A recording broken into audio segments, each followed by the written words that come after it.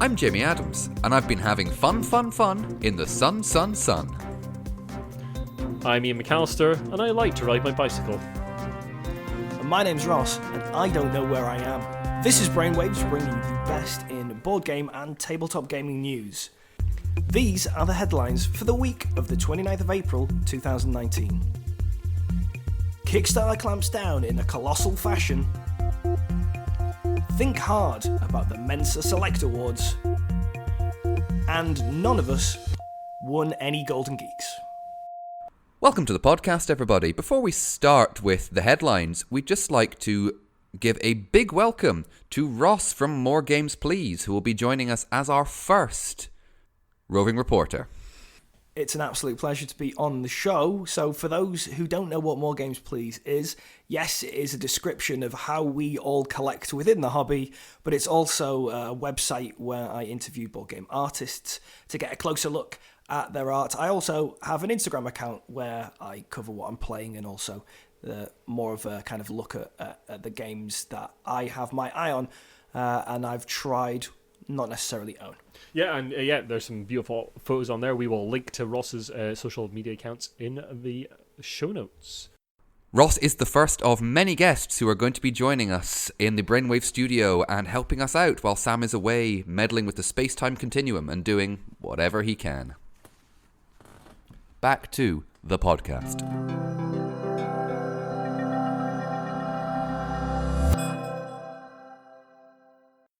So our first headline this week is a little bit of an odd one. Over the last few days, a situation has been developing in the world of Kickstarter. It seems that Kickstarter has been clamping down on Kollosal Games Kickstarters. It started with them cancelling Hunt the Ravager as it started its campaign. They have also cancelled Folding Space, which is from Maple Games, and we'll come back to why that's significant in a second. And they have also cancelled Papillon, which was another Kollosal game, after it had completed and finished funding. Now, it seems to be that that what has happened is that Kollosal Games have been trying to produce multiple Kickstarters through multiple different accounts. Kollosal Micro was Hunt the Ravager, the Kollosal main account was doing the Papillon one, and Maple Games was doing Folding Space. Now, Maple Games has a connection to Kollosal in that Tanguy Vincent Serra is the director of Maple Games and also the chairman of Kollosal Games. So there's a lot of connected stuff going on there with the same people basically running multiple Kickstarters at once. Kickstarter has got rules about this kind of thing, about running concurrent Kickstarters. You're not meant to. They've been a little bit odd about enforcing their own rules in the past, but they seem to have really come down hard on this one. Maple Games also dismissed its president, Daryl Andrews, on the April the 16th. We're not quite sure what that's about at this point. There's been a statement basically saying I'm still one of the founders, but I have left as a director. As the president. This message was sent out to backers of Papillon. So this is a message from Kickstarter's Trust and Safety team, writing to let you know that a project you recently backed has been suspended. We also want to assure you that your pledge has been cancelled. To protect the community, we may suspend projects when they demonstrate one or more of the following. And they go on to list a bunch of different possibilities of a Kickstarter being suspended. We take the integrity of the Kickstarter system very seriously. We only suspend projects when we find strong evidence that they're misrepresenting themselves or otherwise violating the letter or spirit of Kickstarter's rules. We know this isn't ideal, but we do sincerely hope to see you again backing one or more of the amazing project, etc., etc. There has been a statement from Travis Chance, who's one of the directors of Kollosal Games. This Wednesday, I'll paraphrase this a little bit. This Wednesday, you helped us back Papillon from Kollosal Games, designed by JB Howell, an illustration by Whitney Rader. It's an excellent game, etc. Unfortunately, we've been notified by Kickstarter the campaign was suspended and our backer pledges have been cancelled or refunded. Now, this was after the Kickstarter had finished, and the Kollosal team is currently working to understand these issues and hope to resolve the situation very soon. What do we think about this, guys? Yeah, so for me personally, it's one of those things that when it's a new company you've never heard of and they release a number of Kickstarters or they run a number of Kickstarters concurrently, it's troubling, and it's one of those things that from a community standpoint, and there's a piece of news a little later that we'll get to which highlights why something like this can be a concern. No spoilers, but it's one of those things where if you allow companies as a rule, to run multiple campaigns through multiple Kickstarter Accounts, accounts, yeah, exactly. Then it sets a bad precedent. It's strange that this is the only account or only series of accounts that I'm aware of where this has been a thing. However, it's also one of the few companies that I'm aware of that have multiple accounts, that have connected employees or connected owners that are running concurrent campaigns. So it's a very unusual situation, and maybe they're just making an example of them in this regard to kind of send a message. It's a weird one because like a lot of people are saying like, well, what about Common Minis, for instance? They run a lot of Kickstarter campaigns, one after another, but they've mostly funded most of their stuff, and it's mostly got to backers. Who's this? But I think the thing that Simon. Cool Mini or not for ladies and gentlemen. Yeah, a lot of people are saying like, oh, if you're going to do Kollosal Games, then why not do Cool Mini or not as well? And I think that the difference here is, like Ross was saying, is they've obviously tried to have multiple accounts, including one that isn't even under the Kollosal name. Also, Cool Mini or not are in various stages of fulfillment of their various projects, where a lot of these were successfully funded, and there was either no communication or there was a lack of it, and it was just repeating one after the other. We'll certainly bring you more on this as the situation develops. Like we say, this is very new at the time of recording. By the time the cast goes out, we might have more information, and I'll drop in a wee breaking news if that is the case. All right, so next up we've got the Mensa Select Award. Mensa, known as the society where they are smarter than you, and they also want you to know that.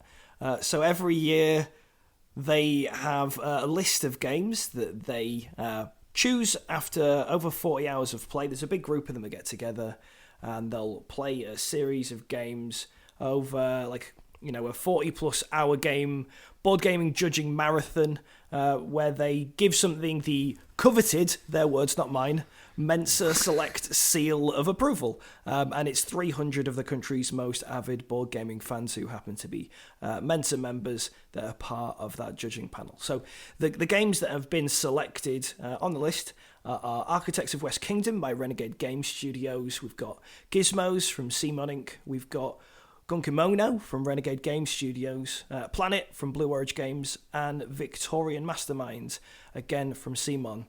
So that's three publishers that have, cleaned up, two of which have 4 of the 5 games.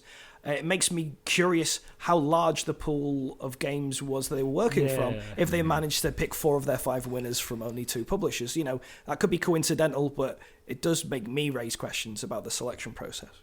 I didn't think Victorian Masterminds was even out in full retail yet. I thought I might be wrong on that. I need to check on that. I agree. Like, it would be interesting to see what the selection process was. I mean, there's so many games come out every year. Like, just on the last cast, we were talking about the number of games that come out in the brainstorm section. It was like something like 3,000 last year. So how do you even begin to parse that selection down to like that many games? But how do we look at this? And the people who are taking part in it, the judges. Yes, it's 40 plus hours, but each judge has to play up to 30 games from start to finish and complete and submit a comment card for each game played, each time it's played, which that wording leads one to assume that they're playing 30 games from start to finish multiple times, which they should, because you can't play a game only once and have a fully formed opinion of it, especially if you're wanting to hand out awards. Well, we are talking about the Mensa people here, so you're giving it average mind rules. These are the creme de la creme. No. Their words, not mine. They can play they can play a whole game of Twilight Imperium in only an hour. They're playing 30 games at the same time. Oh, yeah. And I mean, they're scoring in aesthetics, originality, play value, play appeal, and quality of instructions. Yeah, I mean, we might mock the process a little bit, but it is good to see any sort of advertising for the board game hobby outside of the hobby itself. And Mensa is a well-respected organization from a lot of people's point of view, so them highlighting a few board games isn't harmful. Though I do agree with Ross that I'd be interested to see what the selection process actually was. I also think it's great for any wider organizations to take an interest in the tabletop community and what we're doing. And to be fair, there's probably a pretty rigorous thing in place. I'll poke fun at it because I feel like I can, but like you say, it's nice. It's nice to see. It's just obviously, a little bit more visibility might be useful. Yeah.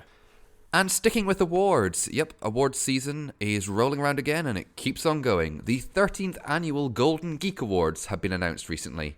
And the Golden Geek Awards are voted on by the users of the Board Game Statistics website and overlord of all, Board Game Geek. There were 16 categories this year, and favourites of the year, Root and The Mind, came away with the most amount of wins. The Mind scooped Best Card Game, Best Cooperative Game, and Best Party Game. And Root came away with Most Innovative Game, Most Thematic Game, Award for Artwork and Presentation, and the coveted Board Game of the Year. Interesting to note that the Golden Geek Awards also include a print and play category and also a board game app. That is one that is transferred over to an app, not app integrated. There's also a podcast category, and your favourite podcast didn't win, weren't even nominated. It's, nice to be thought of, but we can get past it. We're mature. It's also worth noting that the Brainwave's favourite, Keyforge, won the two-player game category. Seems well deserved. What do you think of the artwork and presentation category, Ross? Do you think Root deserved to win that? I really can't argue with that. It didn't win the award on my website, so all the listeners out there, I also had my award was first, by the way. Anyway, that's splitting hairs. No, so there was there's a best. I did a best board game art of the year vote. It was a public vote, and then it was based on public nominations, and Root came second, and Everdell won my list. So it's interesting to see. It's basically the top two have been reversed for Board Game Geek. So, obviously the general consensus is two very good-looking games with anthropomorphic. I'm glad you're here. Animals that are part of the cast. So is that a particular thing that was just popular? Are those two games thought of in a similar mind, and that's why we saw them? Or is it just a reflection that they're both very good-looking games that happen to come out at a similar time? Also, the runner-up in the artwork and presentation category, the second runner-up, was Brass Birmingham. Also on the list on my website. There you go. It's a very good-looking game. Don't think it's a game I'll ever play. It's not really my kind of thing, but it's a very good-looking game. I'd probably give it at least one try. And I think this might cement also in the minds of people who say, The Mind isn't a game. I think you'll find it is, Sunshine. As far as the users of Board Game Geek are concerned, yep, it's a game. But that's not saying Board Game Geek is always right. It's a saying, as far as they're concerned, for these awards.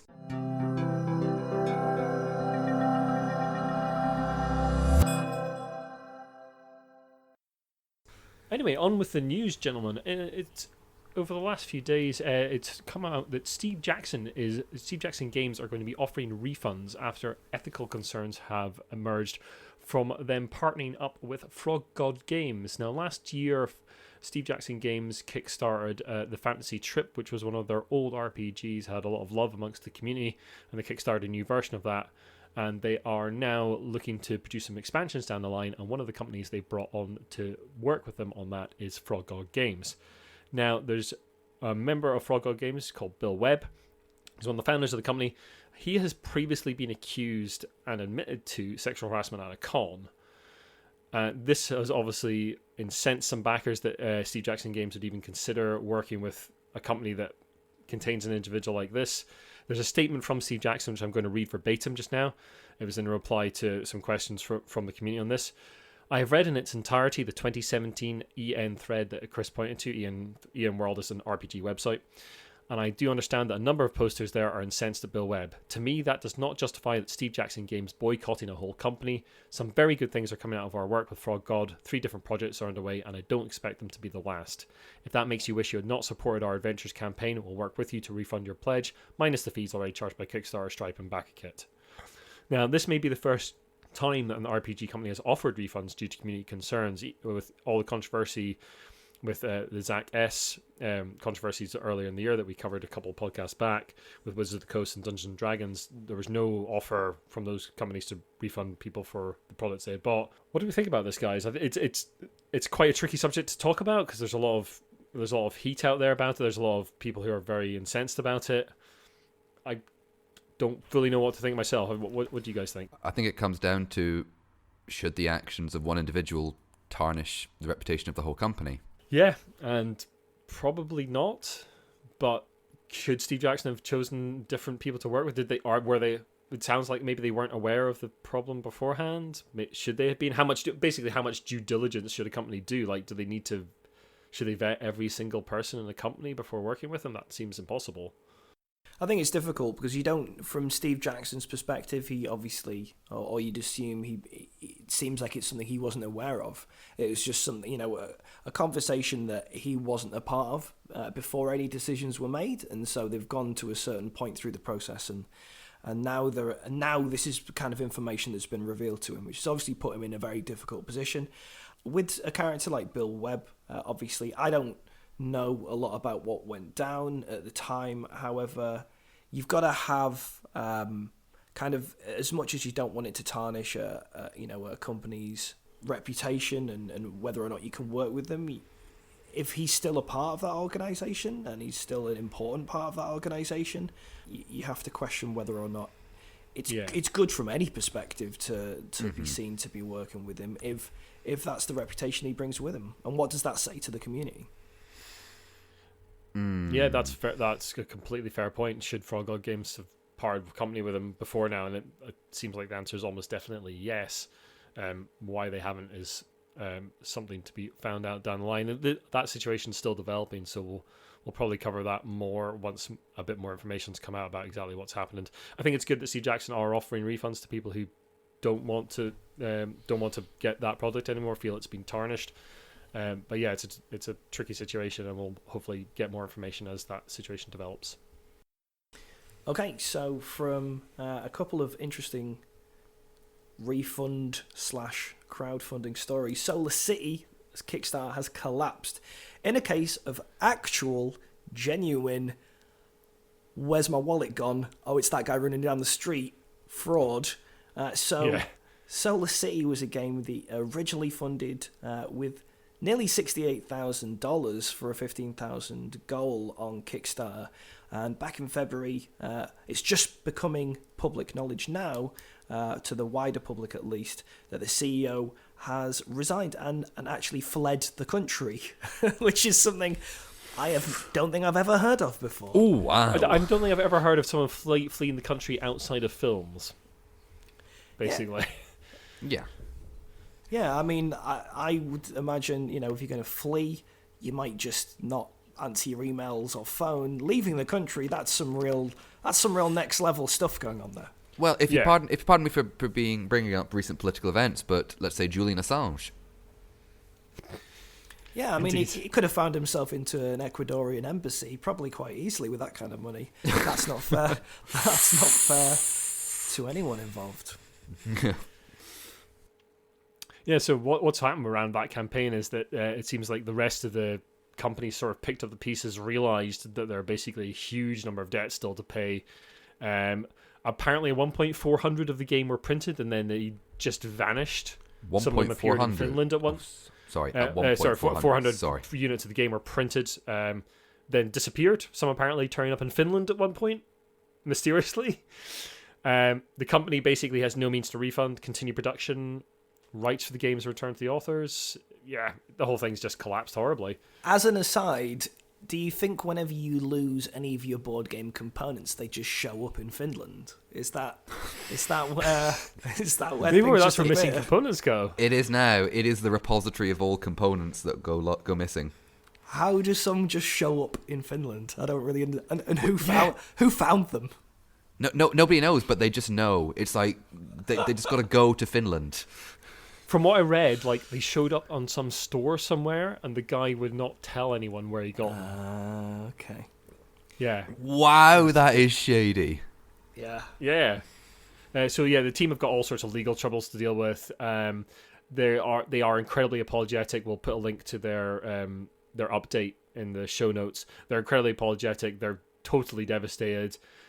I believe the original authors and designers are going to try and get the game out there at some point. I don't know how that's going to happen or whether it's going to take into account the original backers, But when this kind of thing happens, when someone has genuinely defrauded a bunch of their friends effectively, and been a bit of an ass, try not. I know it's really disappointing to the backers, and we totally sympathise with the backers. But please try not to go after them, because they've had a lot of sort of angry, nasty comments on the Kickstarter, and it doesn't really help very much. I know it's incredibly disappointing, but being angry at the people who are also completely devastated that their company and game have collapsed.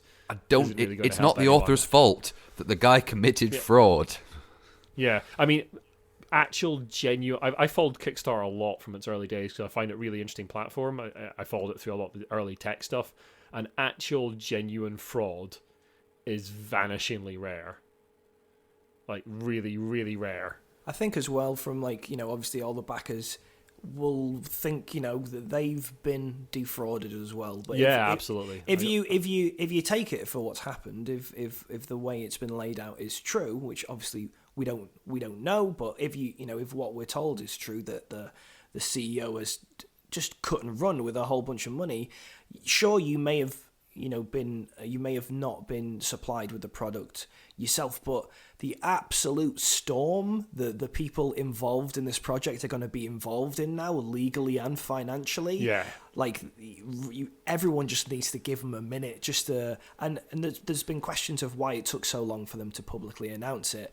And if you think they've got to try and get all their ducks in a row to a certain extent, if that many people, nearly 1,000 people, are going to be told, hey, guess what, you're probably not going to be getting anything anytime soon, then the fallout from that is going to be pretty massive. And so it's no wonder that they've taken a little while to try and figure out how to unpick this, and from a legal angle and from all of the different angles they can think of. And now we go over to our financial correspondent, Ian McAllister, with the Brainwaves Financial Report. Yeah, there's a lot of financial news coming out of the hobby, so we're going to romp through this because a little of it's a bit dry, but we'll maybe have a wee chat about it as well. GW is first up. They have recently announced their profit predictions for 2019. They're predicting a profit of 80 million in 2019, up from 74.5 million in the last year. This is a bit of a change of tone from them. They were, in October 2018, they were warned that UK trading conditions, Brexit, could affect profits, but that seems to have been unfounded for them. It seems that new licensing revenue has helped. They've been licensing a lot of their games to a lot of new companies, and shareholders are also going to be getting a dividend as well. So yeah, looks good for GW. My thoughts on that very quickly is, yes, their initial forecast from October 2018, that was when we assumed that the change in UK trading conditions was going to be much sooner than it has since turned out to be. So time will tell. Yeah. Also, just in the last couple of days, ICV2 have put together their hobby game sales in the US and Canada stats. This is a bit of an estimate from ICV2. They tend to interview different people in the industry to get an idea of how well those companies are doing. So they're estimating that the total industry of hobby games took $1.495 billion in 2018, which is down 3% versus a year ago. That decline is mostly being driven by a 14% decline in collectible games. Now, collectible games include sort of cards, minis, dice, collectible games. The rest of the hobby game market finances are made up of miniatures, non-collectible, board games, card dice games, and role-playing games. A couple of interesting stats that we can see. There's a pro version of this information that we can't get access to because we don't pay for ICV2. If you do, there might be a lot more information to find out. But board games are up 7% to 370 million from 345 million, so they are definitely on the rise. And RPGs are one of the most significant categories. They're up 18%. Now, they're still quite small. They're only taking $65 million compared to board games, but that's up from 55 million the year before. So, yeah, hobbies on the rise, definitely. The collectible side of it, less so. But I think people are much more wary about that kind of game, really. And I do wonder if that affects something like Magic the Gathering. If Magic the Gathering is a large part of that decline, it'd be interesting to see Wizards' results when those come out. I think one thing to be said about that is it might just reflect where the growth in the market is. The growth is bringing a lot of new people into the industry, bringing a lot of new people into the hobby. That's going up. Maybe long-standing members of the hobby that spent a lot of their money on these longer-running series, maybe that is in decline. Yeah, absolutely. Yeah, like sort of the hardcore that collect a lot of games are not the major part. I mean, like as a few people have pointed out, over the last year or so. Like, there's a huge untapped market out there for a lot of games that we just don't see. Like, the board game geek population is not all of board gaming or card gaming by a long shot, and appealing to a more casual market, to a wider market, is going to see you get a lot more people on board, and that's can only be a good thing for the hobby in the end. And finally, on the financial news, Kickstarter has broken $1 billion with its games category. Now, this covers both tabletop games and computer games. 3.2 million people have pledged money to almost 17,000 game-related products since 2009. And amazingly, 69% of this is tabletop games. That's 686 million compared to video games taking 236 million. The rest covers playing cards, gaming hardware, mobile games, and live games, which I presume is things like organized LARPs and that kind of thing. I know LARPs and mega games, possibly. Yeah, LARPs and mega games. I know the Harry Potter sort of style wizard school in Poland was funded through Kickstarter, so I assume it would cover that kind of thing. But yeah, that's just an astounding amount of money, and the fact that tabletop games is significantly larger than video games is quite astonishing, really.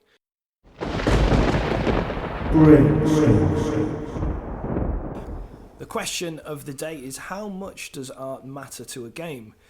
There are obviously a lot of factors that go into making a great game, but increasingly we're seeing games that look and feel better components, better graphic design, and better art. And does this trend leave great games with less good art, or mediocre art, if you will, on the sidelines? Well, what do you think about this, Ross? I mean, you're the art critic amongst us.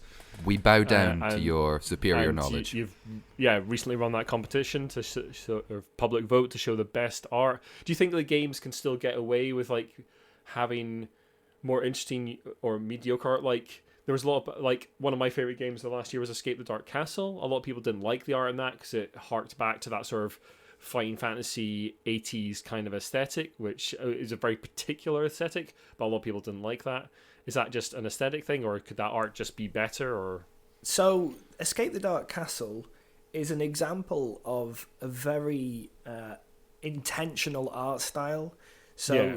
the art style, it's kind of, it's divisive, so some people didn't get on with it very much, but it was intentionally that scratchy, scrawly, fighting fantasy kind of flicking through a book kind of illustrative style, and I personally liked that. I think something that people need to be aware of, for me personally, I don't buy games, and this is a strange thing for me to say, but it's true, I don't buy games just because the art's good. Fundamentally, you have to play it, and you'll never get away from the fact that a play is a huge part of it. However, in an era where crowdfunding has become such a big thing, like we've just covered in the financial news, when you go side by side or toe to toe, your game looks ugly, another game looks good, you're both doing similar things, who's going to come out on top? I think we know the answer to that.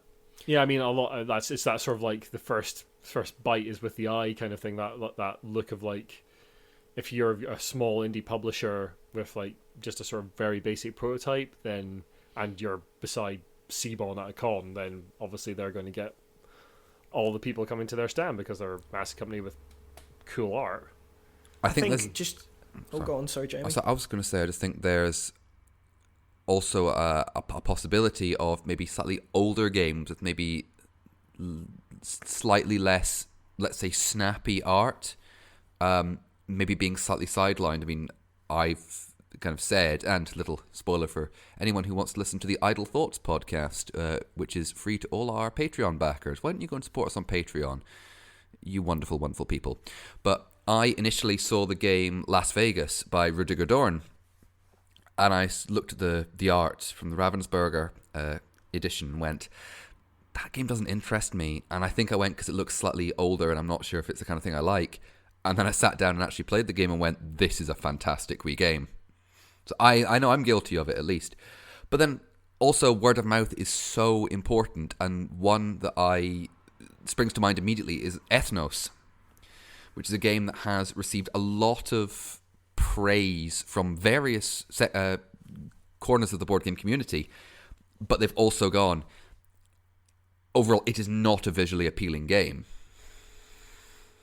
Yeah, that's true. I mean, I remember in the early days when I was getting into the hobby of cheap-ass games, and they would put out basically little sort of A5 packets, which were the game, and it was fairly sort of thin card. The art was pretty basic on a lot of the stuff. The art was of a particular style again. But like all the components didn't feel very nice, but there were games in there, and they were only like sort of 5-10 quid. And I just don't know if you could get away with that kind of production anymore at all. Like, would that just disappear into a bin, or would there still be a place for that kind of sort of something that looks very homemade almost? Here are my thoughts on it in like a broad strokes kind of thing. So obviously, we can't deny there's a lot of games that come out every year. It's a really competitive marketplace now in terms of board game releases. So looking good's going to help you stand out from the crowd. However, the more time and money you put into graphic design and artwork and components, the more expensive a product's going to become. And what happens is you get a marketplace with more expensive games, and we've seen that across the board with board game releases. Board games are getting more expensive, and it's an entertainment industry, so there's a large part of the argument that there's a market for it. This is what people want. But then you look at something like cheap ass games, and you look at games that have lower production quality, lower quality components, and I still think there's a place for that, but it gets harder for them to stand out and to be recognised because you've got all these flashy games coming out that have incredible art on the cover, but I would say there's a good example of an older game, and Jamie said he played an older game, and you can breathe new life into older games by giving them a fresh coat of paint. So Osprey Games, for example, did an excellent job with High Society, which was a game that originally came out in the mid-90s that everyone had pretty much forgotten about. And they gave it a new release with Art Nouveau, art by someone called Medusa Dollmaker, and I think that's only about 15 quid. And, for a small box card game, it's not going to cost you the world, but they did such an incredible job with the art. Everyone was raving about that game. Everyone was talking about that game again. And that's a prime example of what difference art can make to like raising the profile of something. But I, as much as I love art and graphic design and it elevates the product massively, I do also understand that you're pricing so many people out of the community and the industry because not everyone's got that kind of money to throw at games. Yeah, we often forget, because we're all hobbyists on this cast, and most of our guests will be as well, is that board games are effectively a luxury product. And they are, as you say, they are getting more and more luxury, especially with Kickstarter. We are seeing games hit stratospheric amounts of money. I mean, you and I both own Gloomhaven, Ross. And, that is an expensive game. And the art in that, even the art in that is quite divisive. I mean, I quite like it, but it's quite sort of brown and red, and it is, like, for some people that's not an attractive game. For others it is. It's a good point on High Society, like giving old games a new look of paint is a really good way to bring back old designs that were really popular at a particular time people have maybe forgotten about, and just breathing new life into them. The raison d'etre of Restoration Games, pretty much. Rob Davio's company taking old games and restoring them with games like Downforce and Fireball Island. Yeah, and that it's definitely a good way to do that. Yeah, I do wonder if you could get away with something like cheap ass still. I don't know you could really. Like you say, it'd be hard to stand out in that crowd of games that come out every year. I'm really torn on it because as much as I love games to look good, I know what that means and I know what that costs. And when you get so many different people involved in the production of something and so many talented people, skilled people, how do you still maintain a low price point? If you're only printing a certain number of copies, and most games will only really have one print run probably, and so how do you justify getting these incredibly talented illustrators in graphic designers, flashbox art, all that kind of stuff? How do you put that into a low price point without passing it on to the consumer?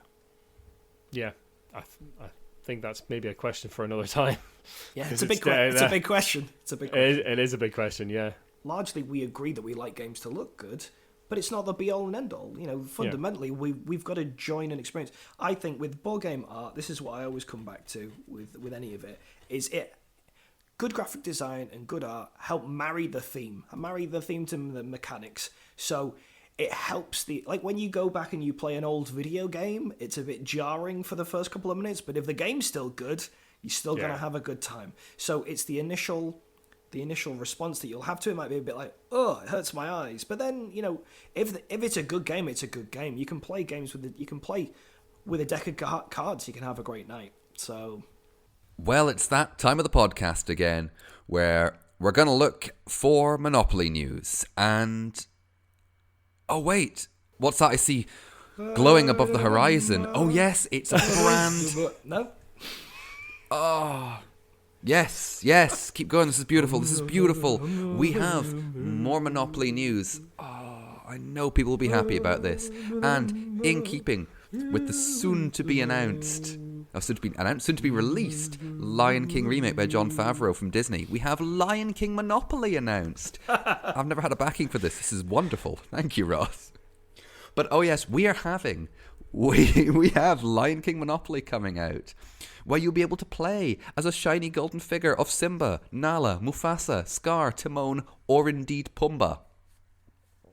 Oh yes, chance and community cards are instead replaced by destiny cards. Utilities are herds of rhino, elephant, antelope, and wildebeest. I mean stations. And how could you get even better? Well, I can tell you how it's going to get even better. There is a musical soundtrack to accompany the game. In the same way as the Game of Thrones Monopoly had a card holder that played the Game of Thrones theme, there's a plastic Pride Rock where you store cards, and it'll play the Circle of Life whenever you play it. At all. Oh no! Wow. Yes. Oh, yes. The 25th anniversary of Does it Lion also King. project a picture of or a video of Elton John onto your wall singing "Circle of Life"? Do you know what? I think that's going to be in the deluxe really edition. The deluxe edition, Elton John personally comes holographic Elton John to you. Oof. But it will release in America, Monopoly the Lion King edition that is, will release on April the 22nd. So it'll already be out by the time this cast comes out. Alongside the new, slightly creepy CGI film. Yes. It's live and action. It's not, because it's still animated, but just animated in a different way. It's not because there's nobody live. And it should be going to it'll be going to Walmart in April 22nd in America, and other retailers will get it probably from June onward. So if you're in the UK, watch this space. If you're in America, other stores that sell board games are available. Well, I think that's just about all we have time for on this episode of Brainwaves. But before we go, we'd just like to give a big shout out to our executive producers, the Lucky Sparrow Gaming Cafe. And if you would like to join them in being executive producers on the show, then you can join our Patreon. For only $1 a month, you'll get an extended version of this cast, and this particular one's going to be very extended. And for $2 a month, Ross and Jamie talked a lot, has to be said. Don't apologise. Don't apologise. You and I, we're the waffle Indeed. Masters. For $2 a month, you'll get access to our Idle Thoughts podcast, which is myself, Jamie, and one of our guests. In this case, it's Ross, talking about the games we have played recently. And for $5 a month, you become an executive producer, which gives you all those benefits and other stuff if and when we get around to making things. So we've been given badges and merch and that kind of thing out to our executive producers so far. And you'll also get a podcast shout out every podcast we do. Ross, where can people find you on the internet of things? Well, if you are so inclined and you're interested in reading more, not about my opinions, but about board game art itself. So on my website, moregamesplease.com, that's moregamesplease.com, I've interviewed over 50 different illustrators from the board game industry, just talking about how they got into board game illustration, the different processes, what they've done, the challenges they've faced, all these different amazing projects they've worked on. And I've had most of the biggest names in the industry, so you should go check that out. Or if you like strictly just pictures without those pesky words getting in the way, you can follow me on Instagram, where I take photos of things and sometimes make them look real nice. He does indeed make them look real nice. Well, thanks very much for listening, everyone. If you like what you've listened to, then the best way to help us out is to share the podcast and drop us a review and rating on iTunes. You can also follow us on Twitter at The Giant Brain, Instagram Giant Brain UK. Our Facebook is just The Giant Brain. Website is giantbrain.co.uk, and you can get in touch with us about anything on the show through our email, which is giantbrainuk@gmail.com. We'd like to thank Ross very much for coming along and joining us on the show. Thank you very much, Ross. It's very good of you. It's been an absolute pleasure. Yeah, it's been great fun. And we'll see you all next time. Thank you very much. Goodbye. Bye bye.